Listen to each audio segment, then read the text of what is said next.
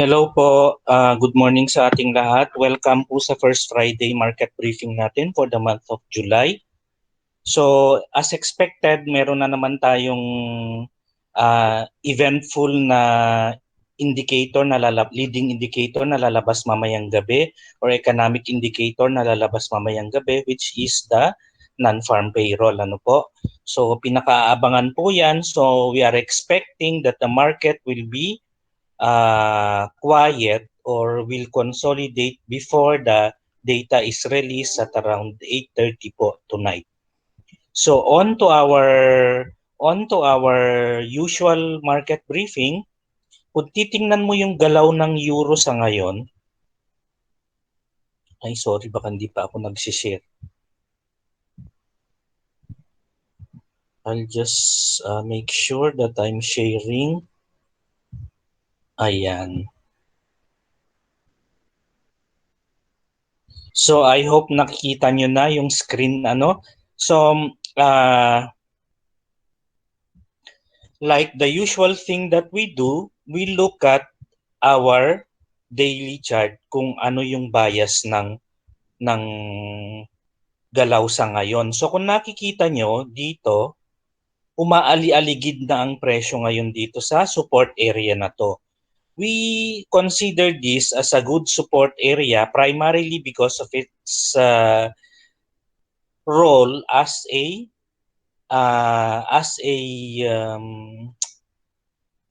resistance here and support here at this area. And again, it has proven itself significant nung nag-support na naman dito na area. Pero kung titingnan mo ngayon, yung galaw ng presyo natin before, if you compare yung galaw ng presyo noon at ngayon, kung papansinin niyo no, paglapit niya dito sa support na ito, yung mga candles mo, yung mga real bodies ng candles mo, malalaki, mahahaba. So, in one clean swoop, in one clean swipe, nagkaroon ka ng reversal dito, nagkaroon ka ng reversal dito. Dito wala kang nakikitang reversal because an inverted hammer appearing at the end of a or appearing at a support level does not mean anything, di ba? Ito inverted hammer. Yes, ma'am.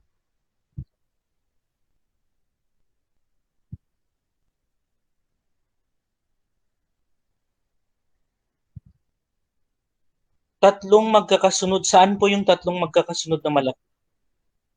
Ito po. Ito po. Ito yung tatlong red na malalaki. Ang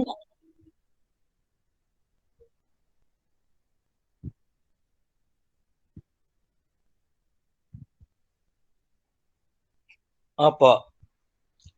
I am not aware pero ang ano ko dito, ang tingin natin dito kasi pag meron kang malalaking galaw towards a support or a resistance level, 'di ba? Sinabi na natin pinag-uusapan natin we have discussed this support and resistance levels natin. If you go back to our lesson on significance of significance of support or resistance areas. How do you approximate its possible significance relative to a price action? So dito, kung mabilis yung paggalaw ng presyo towards a support or resistance level regardless of how many candles this is, we will assume that the support will hold. Kasi kung masyado, parang wala po itong pinagkaiba sa taong tumakbo ng mabilis, tumakbo siya ng 500-meter dash, by the time that he bangs himself or he bumps himself to the wall, siya ang titilapon kasi uh, maano na siya, kumbaga parang pinanghinaan na siya after a long race. So yun po yung inaano natin dito. Most likely the wall will hold. Tapos kung ang pag-approach naman sa isang support or resistance level is pagalugad, malamang po magbe-break yung support or resistance level na yon. So dito, kung titingnan mo, di ba hindi pagalugad ang pag-approach niya? Kaya po, pagdating dito sa support level na ito, pagtapak niya sa support, biglang nagkaroon, the following candlestick, nagkaroon siya ng reversal. Ang tawag po dito sa bar na ito ay, you can either call this as a,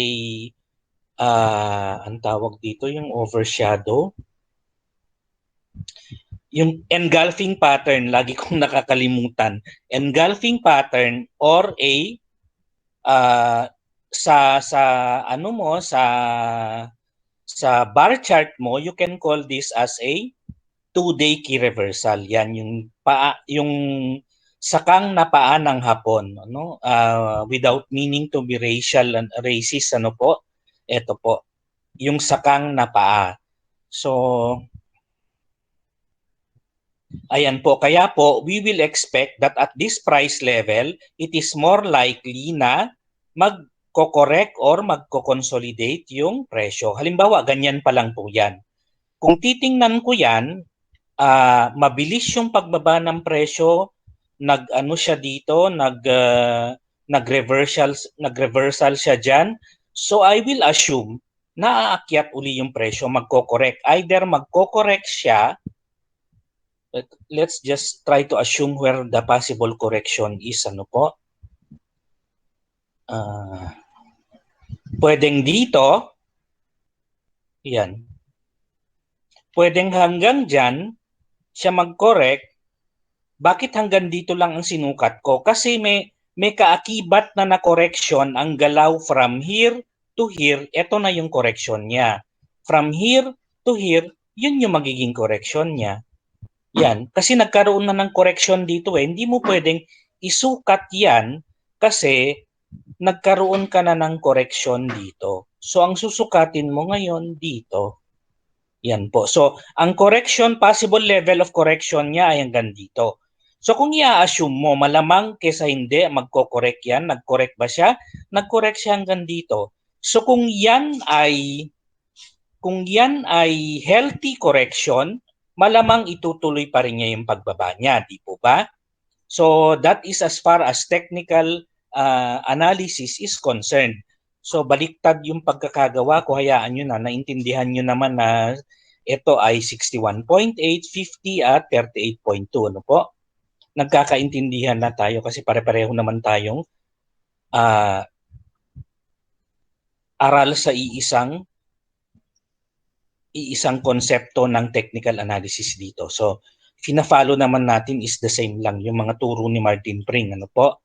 So, dito, kung titingnan mo, as you approach the support level, yung presyo mo, nagkakaroon ng tinatawag kong barnacles dito. Yung barnacles po, kumakapit po sila sa support or resistance level. So kung kumakapit sila dyan, malamang kesa hindi, nagbabalak na bumutas yan. So malamang makikita mo yan sa smaller time frame mo na makikita mo yung action ng yan. So makikita mo yung presyo dyan, ano? Para silang mga sapot na nakakapit dito sa support level. So malamang kesa hindi, bumutas yung support level mo. So pag bumutas ang support level mo, going back to your higher time frame, pagka bumutas ang support level mo dyan, saan siya pupunta? Pwede siyang pumunta dito, yung lower low mo, to complete the rounding top. So pwedeng i-complete niya ito. Pag kinomplete niya yan, ano pong level yan? Yan po ay 1704. Yan. So, kung tatanungin ako kung malamang kung mag-bounce back ba yan or hindi, I am more likely to anticipate that the price will pierce through the support line at this level. So, ang target niya po ay around 17.04. But if we are to look at the smaller time frame, kung ano yung shorter term na target niya, malamang po yan ay tatama dito sa 1802 or 1800 area. Yan, ano po yung mga kung nagte-trade kayo ng 40 pip, 50 pip, yan po yung pwede nating asahan. So just to show, ang selling price is 1866, sorry. Ang target profit mo is 1804, ang cut loss mo is 24 pips, kaya po 1890 po yan. Ang next naman po natin na titingnan ay ang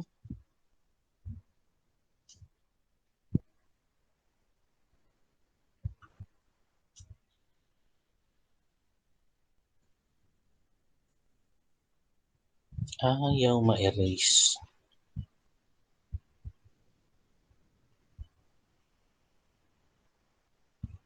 Yan. Ang next po nating titingnan ay ang GBP-USD. So kung papansin ninyo, halos pare-pareho sila, no? Pare-pareho in the sense na ito nagra-rounding top din, yung euro nag-rounding top din. So ang possible area of support mo basing on this formation is dito na. So titingnan mo yung possible support mo sa daily, yan po yung possible support mo sa ngayon. Kasi dito, ang support mo dito is the 37.84 area. So ang next line of support ng presyo dito is the 36 ano yan? 36.69. Yan. So 36.69, and then after 36.69, ito na yung next. Bakit ito ang next? Kasi this is an emotional area of the market. Lalong-lalong na to, it is an emotional price level. Ibig sabihin ng emotional, nagkaroon ng biglang turnabout ng market sentiment. Ano po? So they are more likely to kasi walang pinagkaiba yan sa buhay mag-asawa. Halimbawa, although ako, wala naman akong asawa. Pero ang sinasabi ko lang is walang pinagkaiba yan sa buhay, sa isang relasyon, no? You are more likely to remember the things that were more emotional to you than the usual regular days that had happened with you as a couple or as a partner. So dito po, malamang market participants will remember more what happened here compared to the regular days. Kasi kung saan yung emotional, something might have caused the to steer the market into thinking the opposite direction, no po?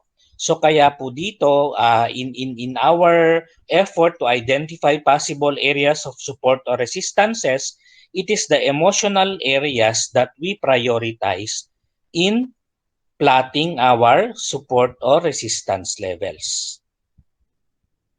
So dito naman, bakit natin kino-consider ito na support area? Because this is a very clear support area relative to the price movement. Ano po? So kung dito nag-resist siya, dito sunod-sunod na nag-support siya.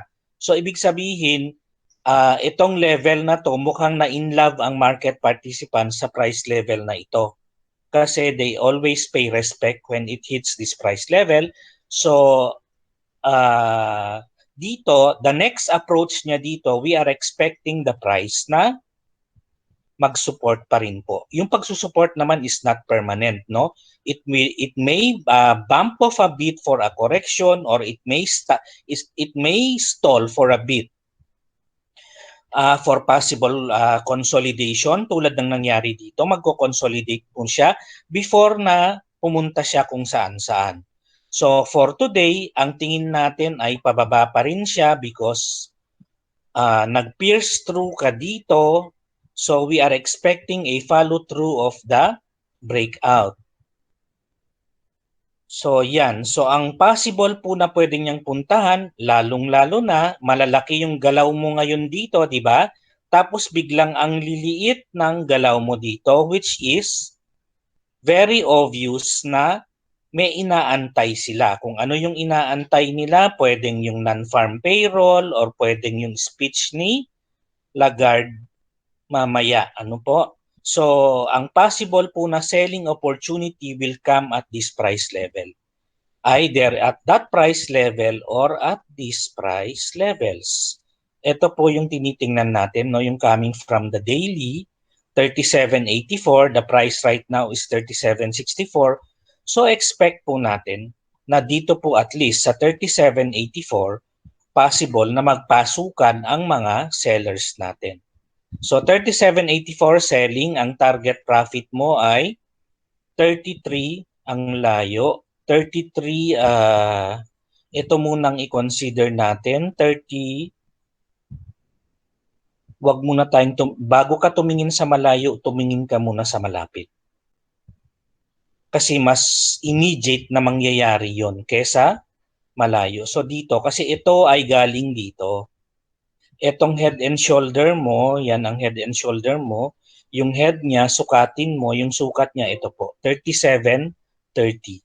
So kaya po ang target natin dito ay 37.84 ay masyadong malapit naman, no? Kasi yung 37.84, ang British pound kasi meron siyang ATR na halos 100 or 100 to 140 to 50 pips in a day. So if you try to validate what I'm saying, ito po, ang ATR niya is 96, so which is very very near 100.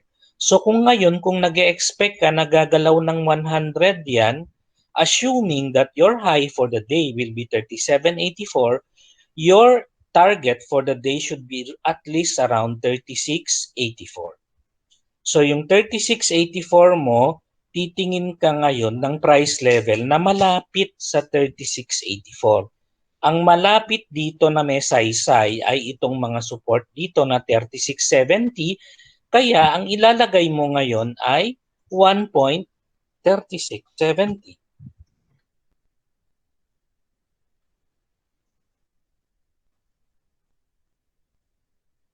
Ayan po. So ang target mo ay 1.3670. Ang ano mo naman, tatanggalin ko na lang muna itong 1.3332, malayo pa yan. Tapos ang cut loss mo ay 36 pips, which is around 38.20. So kung wala na pong katanungan sa British Pound, tayo naman ay pupunta sa AUD-USD. Ano po? So yung AUD-USD naman,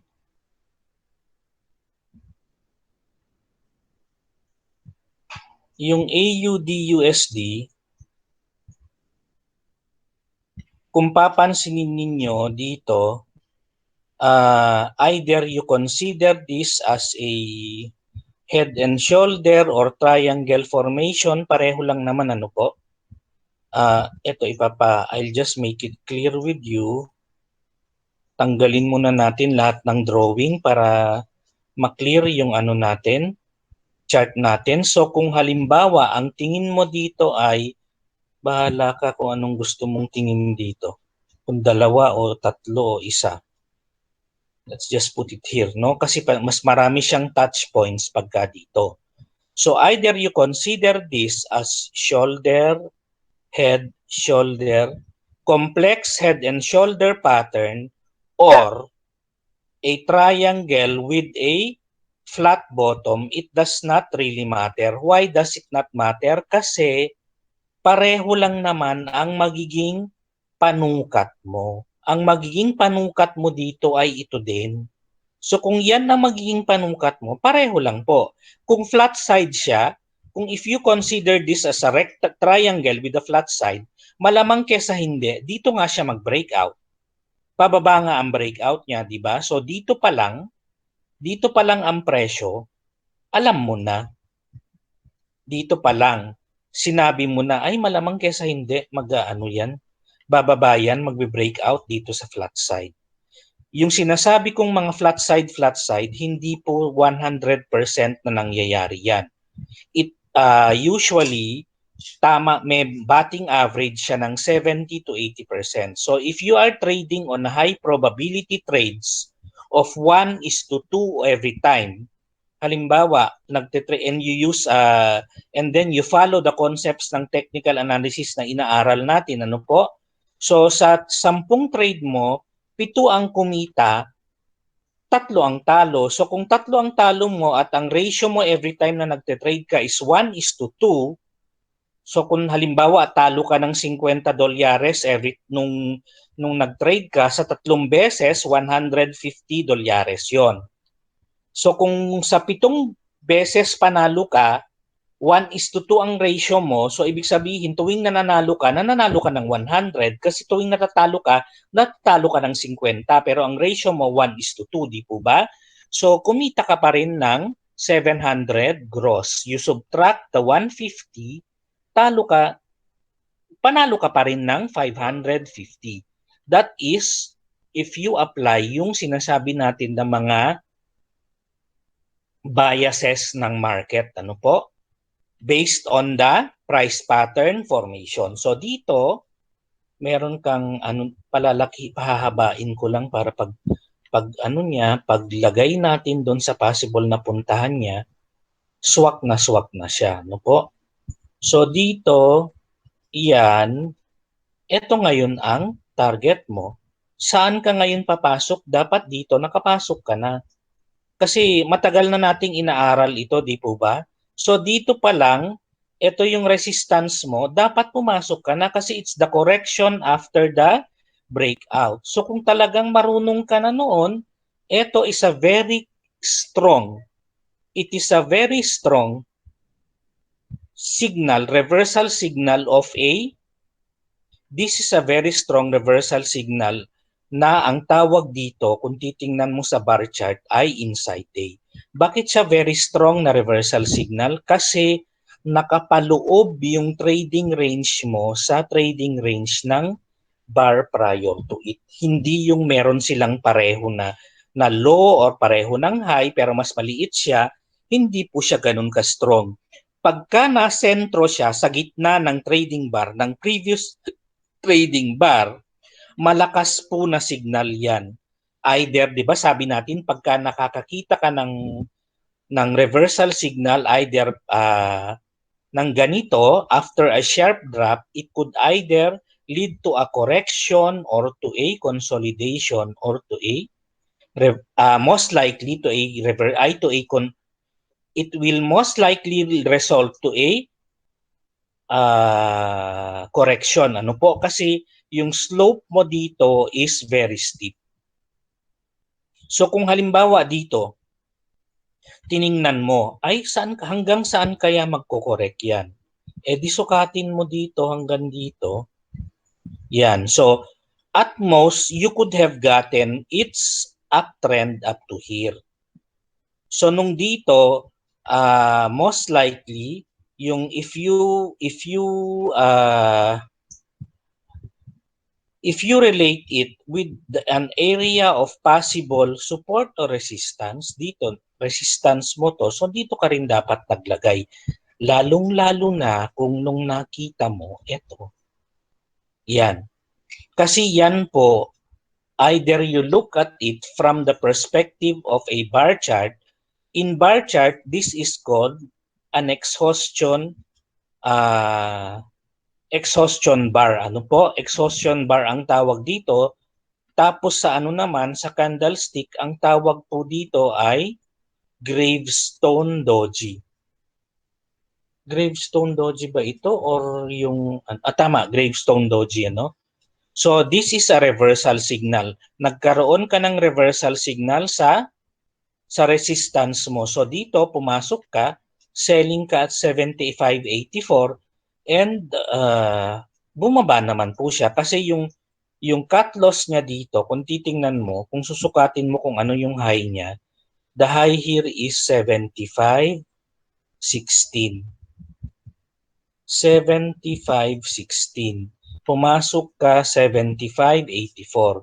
Ang ATR mo dyan, nung panahon na yan, titingnan natin kung umuubra yung trading natin dyan, ano? 75.84, saan po siya? Dito siya.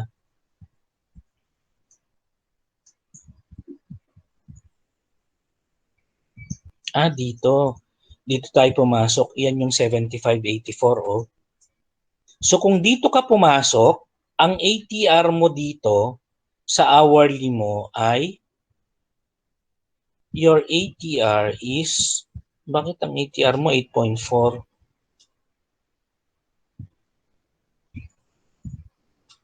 Your ATR is 8.4. Australian dollar. I was thinking it was ano, no? So, 8.4 ang ano mo. So, sabi mo ng 9. 9 times 2 is 18. So, 75.8. Ang high po niya ay 76.16. So, tinamaan yung cut loss mo, no? So, tatamaan yung cut loss mo before na bumagsak yung presyo. So talagang ganun, wala kang magagawa kasi ang ano natin, if we go by what we have been learning so far, yun lang yung sinasabi ko. So kung maglalagay ka dito ng selling mo with a cut loss of, kasi kung 75.84 yan, pag dito ako naglagay ng selling ko, magka-cut loss ako sa, ang ATR ko is 89 times 2 is 18, I will add 18 pips to 75.84. 75.84 plus, sabi mo ng 20. 75.84 plus 20 is 76.00. So, ibig sabihin, tines pa rin yan ng mga stop hunters. Yung 76.00 ko, tinamaan pa rin, ayan dito. Nandito yung stop loss ko, pinilit pa rin ng mga stop hunters dito. So, natamaan pa rin before na bumagsak. It's one of the sad days ng trading. Ano po? Kasi wala kang magagawa. Anong sasabihin ko sa inyo? Yun lagi ang ginagawa natin, di ba? We add to the area of value, we add twice, no? Twice the ATR, yun po yung possible na entry price mo. So dito, na-stop out ka kahit tama ka, saka po bumagsak yung presyo. So ang talaga namang gusto lang nating malaman sa ngayong araw ay kung saan po pupunta. Bakit ba kung saan ako napupunta sa pagkukwento sa inyo?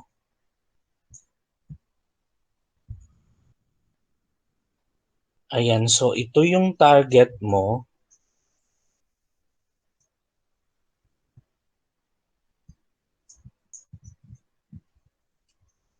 Tingin tayo ng daily. So ang daily mo, ito yung target mo, ito yung support mo, ito ngayon yung target mo sa daily. Ang target mo sa daily is 72.55.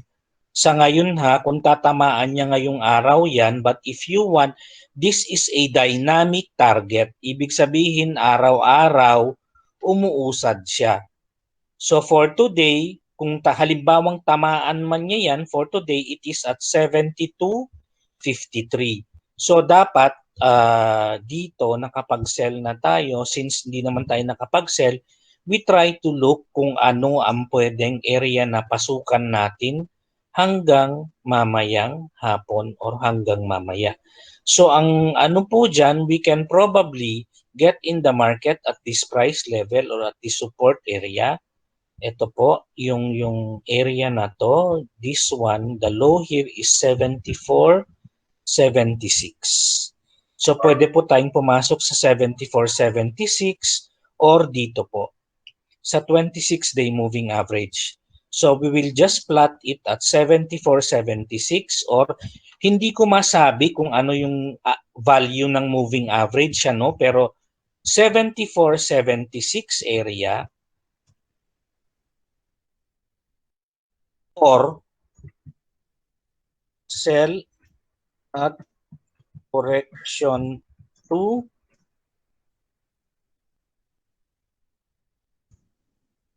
EMA 50. Hourly EMA 50. So yan yung ilalagay mo para hindi mo makalimutan sa notes mo. Yan. So, ang next po, kung wala ng katanungan, ay ang Japanese yen.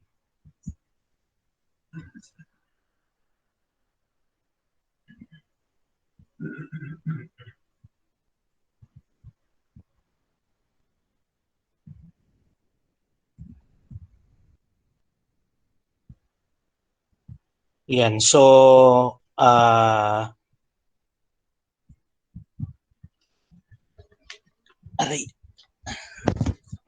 Ang Japanese yen naman natin, kung nakikita nyo, tuloy-tuloy pa rin yung pag-akyat niya, ano? But it has already started to form kung titingnan mo sa daily, wag muna tayong tumingin sa smaller time frame para hindi tayo mabulag sa ano ng smaller time frame natin. So ang daily mo, kung meron kang ganito,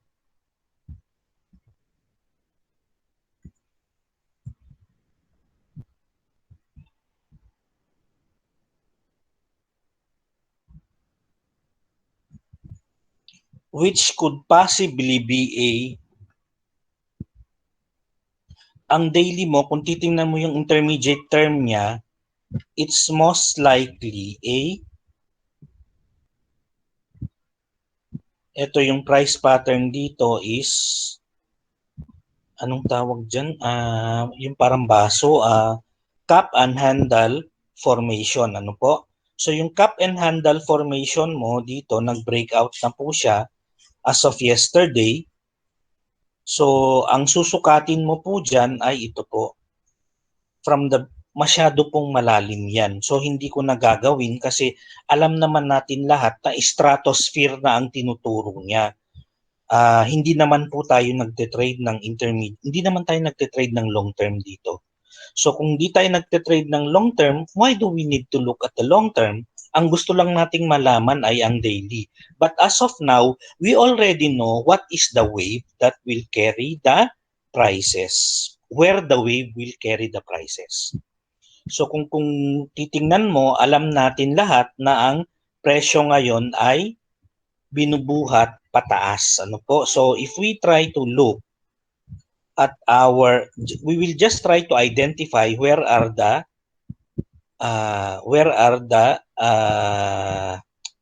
resistance levels, possible resistance levels. So ito yung possible resistance level mo, it is at 112 point.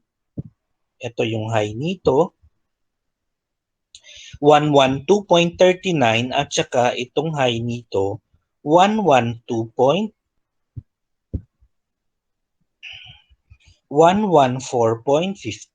So yun po yung bear in mind, no, 112.39 and 114.50. So kung magbabasa ka na ngayon ng smaller time frame mo, medyo ano ka dun sa mga levels na yon. So or kung gusto mong ilagay mo na kaagad dito sa 11239, 11222 magkalapit. So ito na lang, 11222. So yung 112, kung titingnan ka ngayon, titingin ka sa smaller time frame mo.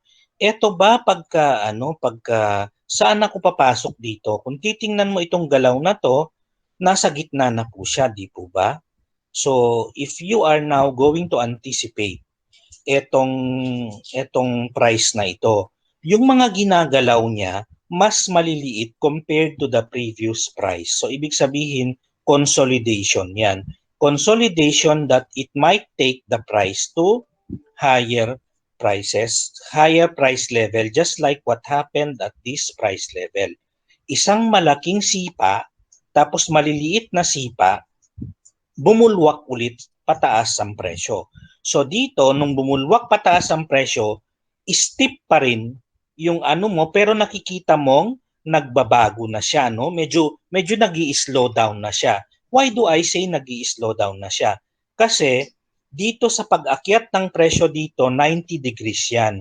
Dito sa pag-akyat ng presyo dito, hindi na 90 degrees yan kasi hindi lang siya, tatlong bar na siya. So medyo nag-i-slow down na siya. So yung pag-akyat niya yung pag-akyat niya, wag ka nang umasa na fantastic masyado yung pag-akyat niya dito kasi nag-uumpisa ng mag-slow down si presyo. No? So kung paakyat pero paakyat pa rin siya. So kung titingin ka ngayon sa smaller time frame mo, tulog na naman yung mouse ko. Oh my God. Sandali lang po ha. Kukuhanin ko lang yung saksakan kasi nawalan na naman ng baterya.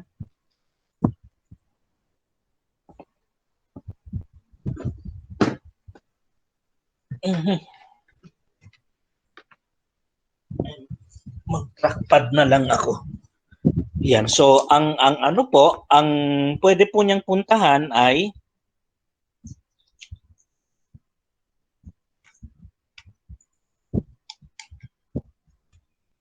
ang pwede po niyang puntahan, dali lang po ha.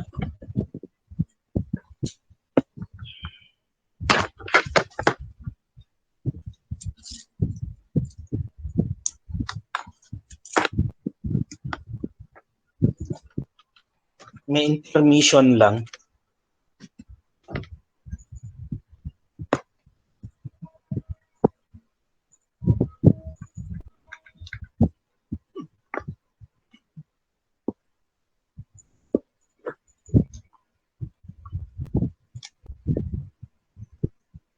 Yan. So ang pwede po niyang puntahan,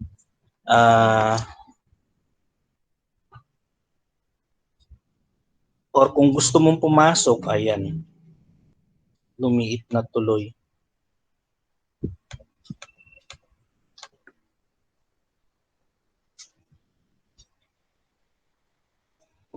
What you need to do is go to a smaller time frame. So dun sa smaller time frame mo, makakakita ka ng possible entry setup mo.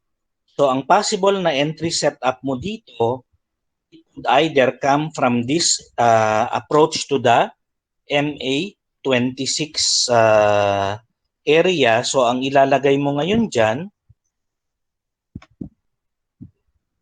buy at yung 111.35 mo ay nandun sa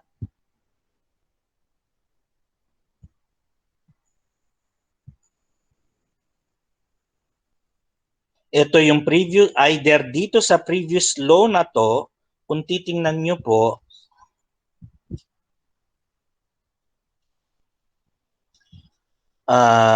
yan, ano, kung titingnan nyo yung presyo dyan, that is around, the low price there is 111.35 area. So pwedeng dyan ka pumasok or pwede kang pumasok sa approach to the EMA 26. So maglalagay ka or buy at hourly EMA 26.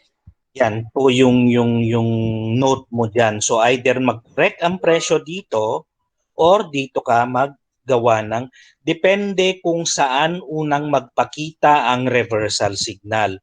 Pag umabot dito ang presyo sa EMA 26 at walang nagpakita na reversal signal, do not buy there. Pag umabot ng 11135 at nagpakita ang reversal signal, that is the time that you buy. Ano po? Para lang makasigurado sa market. Tulad halimbawa nito, 'di ba ang ano natin dito, ang sabi natin, this is a ay tama na. Oo. That is already an lecture na ang ginagawa ko, hindi na market briefing. Yan. So next po after USD/JPY, sa gold naman tayo. Sa gold naman po, we are expecting the gold to go up at least for today, ano, or consolidate before the data comes out for tonight. So it may have the possibility of consolidating from 11764 up to hindi, mukhang babagsak pa siya. Kasi sa base sa daily, ano, kung titingnan mo, more or less mukhang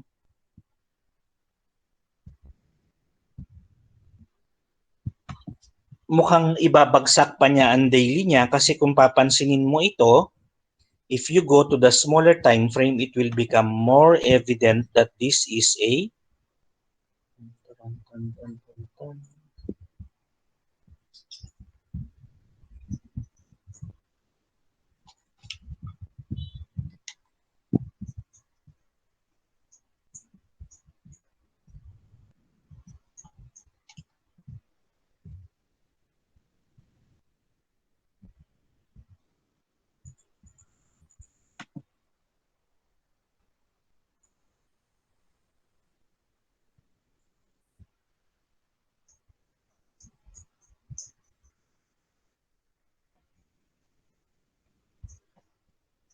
ay ang hirap gumalaw ng trackpad.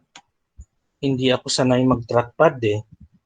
Hindi ako masyado marunong sa trackpad. So kung titingnan niyo po, kung susundan niyo yung ginalaw ng presyo dito, meron kang triangle dito. So yung triangle mo nag-break, so ito ngayon ang nilagay mong panukat, di po ba?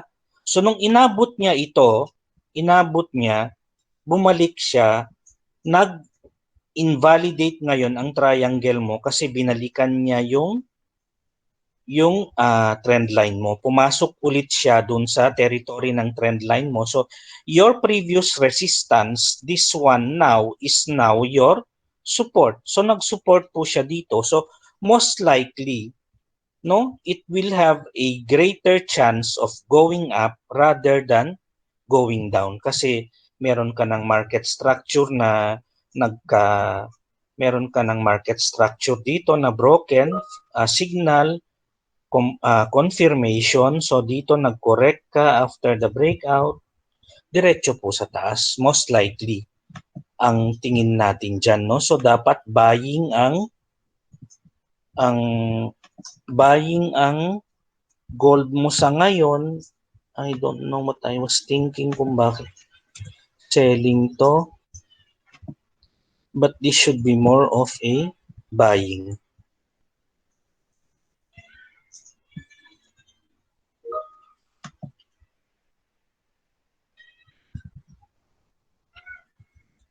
Ayan, so buying at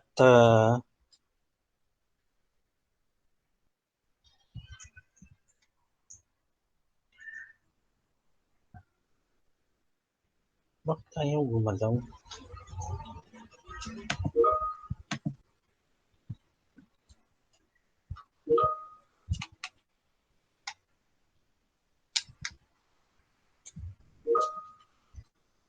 Yan, so buying po at ay salamat at gumalaw na.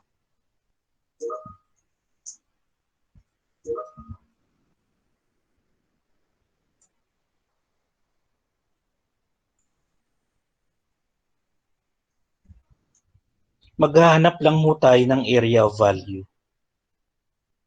Yung area of value natin may come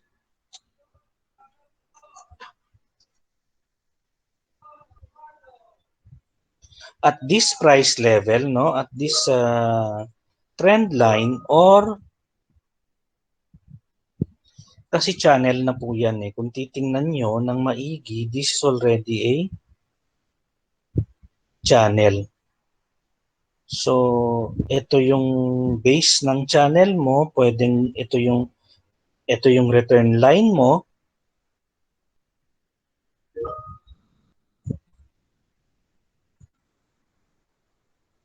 Yan po yung pwede niyang igalaw ng maghapon sa ngayon. So, dyan po. Pwede siyang mag-target ng around 1788 area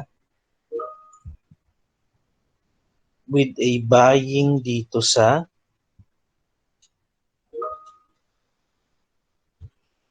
at least dito, no, sa trend line na to, which is about 1774, or pagpalagay mo ng 1774, pero ang sino bang nagkakaroon ng saysay ngayon, 'di ba, itong pula?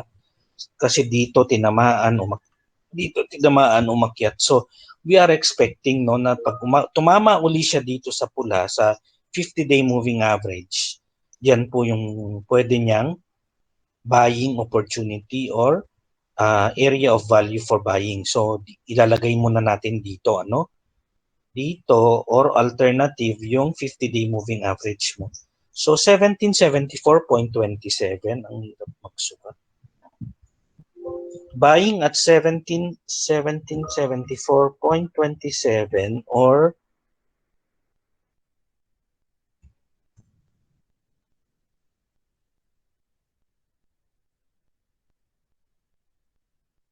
EMA 50.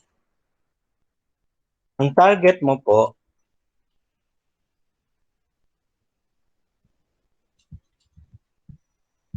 is around 1778 or yung high na lang nito.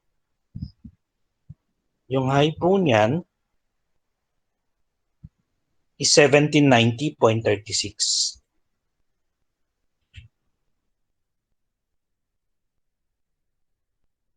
Tapos ang cut loss mo, $8 is equal to less 8. Kasi buying ka, yan, 1766 ang cut loss mo.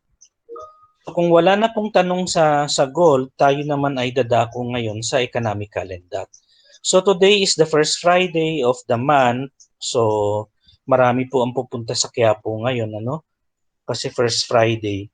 So the hours leading to the non-farm payroll at 8:30 is expected to be relatively quiet.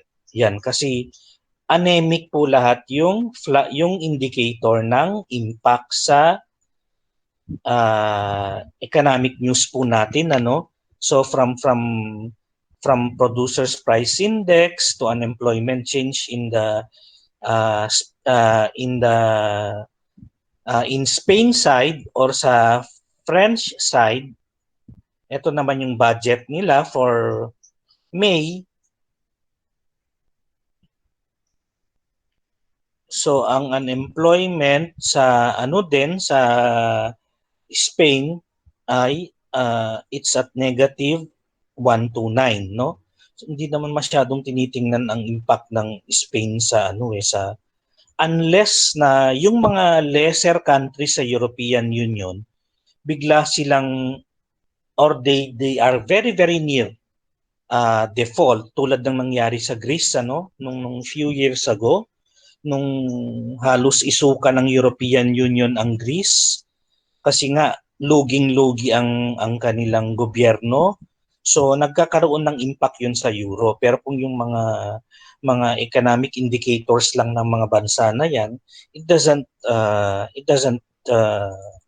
rock the euro currency too much, So dito, ang next na ang what will probably rock the boat tonight is the non-farm payroll. Pero yung non-farm payroll po, kung titingnan natin, the market has already decided to buy the idea that the dollar is going to get stronger in the next months because the Federal Reserve is expected to taper off its stimulus package earlier than expected. So ibig sabihin they could probably raise interest rates as early as 2023 instead of the previously expected year of 2024.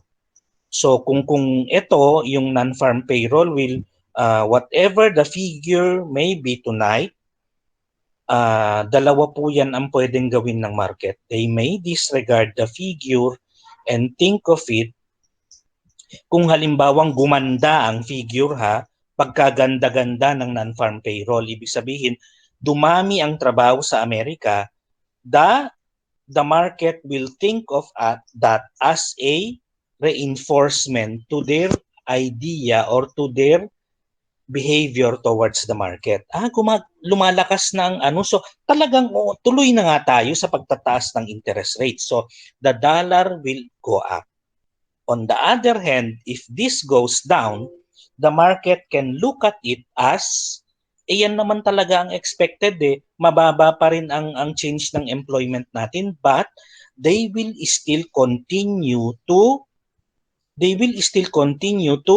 raise the interest rates for 2023 because kahit na pangit ang data natin ngayon, inflation is causing the Federal Reserve to rethink its dovish stance on the interest rates.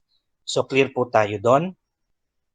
Yun yung sinasabi kong the market will take the price to where it wants to take. Or it will believe what it wants to believe. Ano po?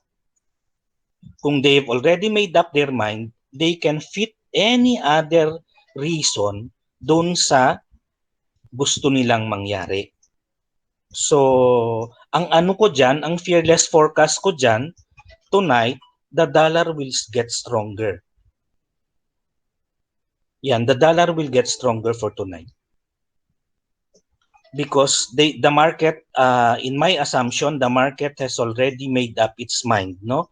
And they have already bought the idea that the US is going to start earlier yung kanilang tapering off ng kanilang stimulus packages. So ang next po dyan na event ay pagdating ng parehong 8:30 ng gabi. So parehong earth-shattering tong dalawang to, ano? Kasi speech na naman ni Lagarde yan. So tapos sasabayan pa ng non-farm payroll. Please expect the market will be very, very volatile. Kasi ang nakakatakot diyan, ang nakakaano diyan, itong taong to, itong from ECB president na to, might have pronouncements that is in favor of the euro. So magkakaroon ng kontra diyan dun sa dun sa pervading sentiment ng market. So kung wala na pong question, we will have a non-farm payroll live 7 p.m. po mamayang gabi. I'm inviting you all. We will have a non-farm payroll forecast or briefing at 7 p.m. Before na lumabas yung data, magkakaroon po tayo ng parang live briefing po. Ano? So kung what to expect or kung saan pwedeng pumunta ang presyo, because during the course of the day, the chart may change its direction. So for tonight, as a guide, kasi once a month lang naman nangyayari yung farm payroll, non-farm payroll, we will have a 7 p.m. briefing again for tonight. So para dun sa mga nakikinig po sa atin, I'm inviting you. By next week, I will be coming up with my master copy trading account. Ang ano po natin, ang nilalagay po sa web natin is $50 may join. Pero ako, ang pinapakopya ko lang po sa trade ko yung mga may investments ng 500 and above. Para naman po magkaroon ng saysay yung ating pagte-trade. So it's not about me. If you want to copy yung trade ko within the next few weeks, kasi I will start trading by next week.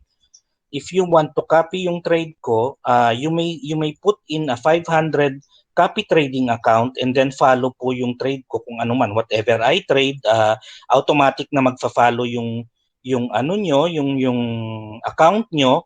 You just set there kung magkano ang volume na isi-set po ninyo. Pero ang minimum po na capital na i-allow nung ise-set ko, na ilalagay ko dun sa setting ng copy trading account ko is 500. Ayun po. So hope to see you all in our copy trading group. Ano po? Maraming salamat po and have a nice day everyone.